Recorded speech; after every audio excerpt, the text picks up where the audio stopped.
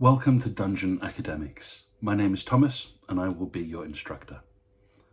I've made a few videos before on how I would like to change the fighter class for the next version of Dungeons and Dragons. And over time I've refined and developed these ideas more and more, and I'd like to present the latest iteration of this progression. Now, is it the final version? Certainly not. I'm not so confident to say that I'm not going to have a better idea, but every time I have a new idea, every time it changes the direction I'd like the fighter to take, I'd like to record this for my own benefit and just to see what feedback you might have. One of the absolute cores of the new fighter class is the combo mechanic that I want to introduce. Now, the combo mechanic is a mechanic for every class in Dungeons and Dragons. It just happens to be that martials will get the most benefit from this. And being the pinnacle of the martial classes, the fighter will do it better than everyone else.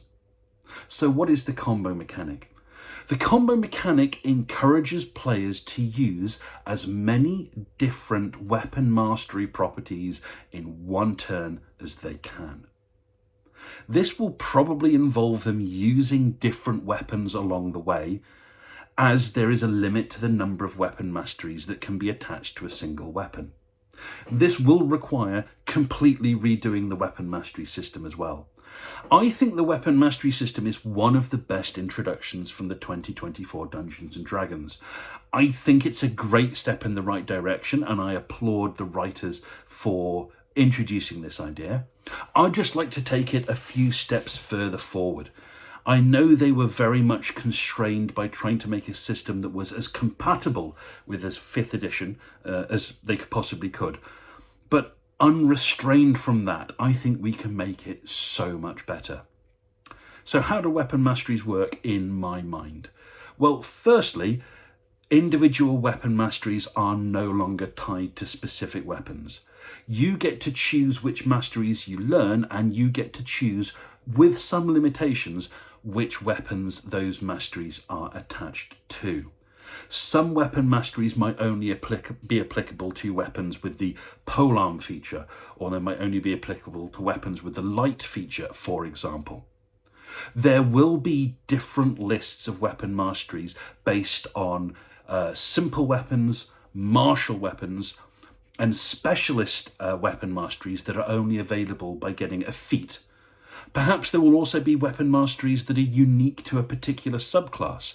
I can see Monk, for example, having a separate set of weapon masteries that it can use when using martial arts or special monk weapons. Anyway, every character is going to get some weapon masteries. You'll also You'll get some when you start and you have your first level in whatever class you pick, but you will also get more if you have a martial character. You'll also get more weapon masteries every time you gain an attack, and I would like to have more attacks for all players. I think every class should start with 2 attacks.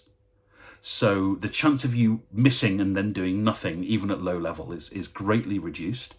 And having more attacks gives you more things to do. I'm not going to make these attacks massively more powerful. And if you've seen several of my other videos, de-optimizing is part of what I'm trying to do. So having more attacks doesn't necessarily mean you're going to have a higher damage output, because when you're de-optimized, each attack's probably going to do a bit less damage. This is intentional. So more attacks, more opportunities to gain attacks as well. I think every class is going to have extra attack somewhere around level 10 or 11, with the martial classes having further access, especially fighters. So you've got more attacks, you've got lots of weapon masteries, you can choose which weapons to put them on. Now, every attack, you get to use 1 weapon mastery. There are going to be some weapon masteries that you use before the attack. Like, I want to use this ability, it's a weapon mastery, and it applies to this next attack. There are going to be some weapon masteries you use once you've hit. So if you haven't used a weapon mastery already and you score a hit, you can activate a weapon mastery. There's going to be some weapon masteries that you activate if you miss. Having a selection is going to be really useful, because if you want to activate as many different weapon masteries in one turn, having some available even if you miss increases the number you're going to be able to use effectively every turn. What rewards do you get for using different weapon masteries? Well, I envisage a little tracker with spots in it and a set of poker-like chips for one for each different weapon mastery. And as you use the weapon mastery, you fill in the slots on this tracker. And when you get to a certain point, you get a bonus. And that bonus might be you get to make an additional quick attack, or you get an additional damage boost on your next attack, or your next attack you get to use 2 weapon masteries instead of 1. I also envisage certain class features allowing additional weapon masteries to be used. So especially for the fighter, you'd be able to use additional weapon masteries, reuse weapon masteries that are supposed to be used only 1 per turn, perhaps even use a weapon mastery that doesn't apply to the weapon you're using, or even a weapon mastery that you haven't learned. Anyway, I'm getting ahead of myself. You fill in this little weapon mastery tracker. The end goal is to use a certain amount of weapon masteries in a turn, and that is what we count as a combo. I've got a feeling it's going to be something about 6 or 7 different weapon masteries to trigger the combo bonus. That sounds like a lot if you've only got 2 or 3 attacks for a starting character, but bear in mind that there are going to be feats and abilities that let you use additional weapon masteries. One thing I've envisaged is if you do a critical hit, you get to use 2 weapon masteries on a critical hit. So getting 6 or 7 weapon masteries used in a single turn for low-level characters is difficult but possible. For higher-level characters, it becomes easier, and there are going to be higher-level goals to achieve. What happens if you achieve a combo? Well, it's very simple. All your subsequent attacks get a small damage bonus.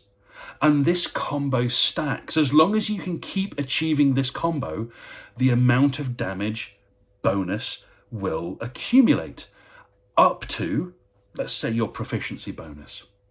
So after a couple of turns, for a fighter, if they're doing really, really well, a low-level fighter might have 2 points of combo, which means all their attacks get 2d6 damage bonus. That's really significant. You get up to a level 20 fighter, their +6 proficiency bonus means they can do up to 66 extra damage per attack if they can build up that combo bonus over several turns. It's going to be a very long combat, but let's not worry about that right now. This is going to fundamentally change the way that combat works in Dungeons & Dragons. Right now, Dungeons & Dragons is an attritional game. You use your resources and you try and kill the enemy as quickly as possible, and you become less powerful as you use up your abilities and resources. Now, the fighter gets more powerful the longer the combat goes on. And imagine that, at the start of the combat, the wizard is the undisputed king with all their high-level spell slots. But after a few turns, the wizard's used up their high-level spell slots. They are no longer as powerful. The fighter, he's only just getting started. He's getting more powerful as the combat goes through. So, changing this balance between the players so that one player might be dominant in early combat and a different player is dominant in later combat, I think that adds an exciting element to Dungeons & Dragons. So this combo idea is an absolutely core part of how I would change combat. And fighters would be the undisputed king of that, because their action surge class action unlocks a different combo tracker, one that has more spaces for bonuses. And as they get more powerful, they can choose what types of bonus they put in their combo tracker. Now, those bonuses could be different. It could be a slight defensive bonus on their next turn. It could be an additional attack. It could be some more movement. It could be the ability to disengage from a group of targets. There could be some rerolls thrown in there. And by giving a set of upgrades that the player can fit into their combo tracker and change each turn, you've now created a mini metagame for the fighter. As they use the different weapon masteries and fill in this tracker, they can pick which special abilities they want to activate next. And this makes them the undisputed king of melee and ranged combat. Because using these combos, unlocking these bonuses, it's going to give them more attacks than any other martial character. It's going to give them the ability to unlock higher maximum damage than any other character. It's going to give them the ability to move around the battlefield faster, potentially, than most other characters. Maybe not the monk, fair enough. But this combo tracker, making it the special thing for fighters and giving them additional bonuses to fit in there, that's the absolute core of how I want to change the fighter. It also means that Action Surge, being a class action, is a special thing for the fighter. It's not a little bit extra that you multi-class into and use Action Surge to cast a spell and then fight, or fight twice. No, if you want to be a fighter, Action Surge is your core ability.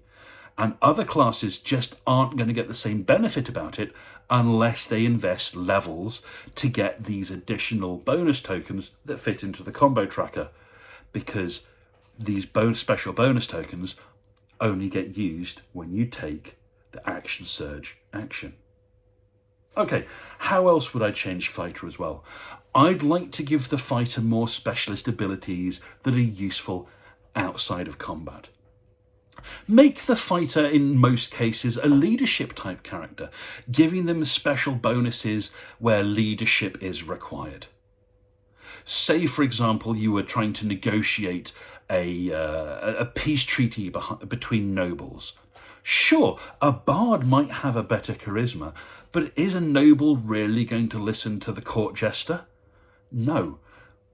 The fighter, the leader, that's the person to talk to. The bard can still support, and being a bard, they're going to be fantastic at supporting. But I want mechanically there to be a very good reason for the fighter to go, actually, I'm the one that should be talking about this. Maybe there should be some other perks for a fighter, perks that affect the rest of the party. Something that I've talked about in other videos is adding a mechanical teamwork bonus to each fighter class. And having a fighter act as a leader in combat, allowing them to inspire their teammates to greater acts of heroism, could be a nice game mechanic. How to implement this, I'm not exactly sure yet, but I'd like to have some sort of aura ability around fighters where everyone inside that aura ability gets some sort of bonus. Maybe they could get a blank token that fills in a space on their combo tracker, just allowing them to push it a little bit further. Something like that. Something that interacts with what it is to be a fighter and shares it with everyone else. So that's where my thought process is for fighter right now. Instead of just flat giving them extra attacks through Action Surge, allow them to earn extra attacks through the combo mechanics, as well as other bonuses, and let them choose which bonuses they want to implement as they go through each combat turn. This makes, like I said, a little combat metagame for the fighter that will make fighting a lot more fun, rather than I attack this goblin, I attack it again, I attack it again. If it's dead, I move to the next goblin and attack it. Because let's be honest, that's what a lot of combat is at the moment. It's not fun. Well, it's not fun for me. And if it's fun for you, more power to you. But it's not how I envisage Dungeons and Dragons to really be. Something that's more action-packed, more heroic, dare I say, more cinematic. I think that's the direction I'd take Dungeons and Dragons. I'd love to hear your thoughts on this and any great ideas you have. And enjoy your next game, whatever it may be.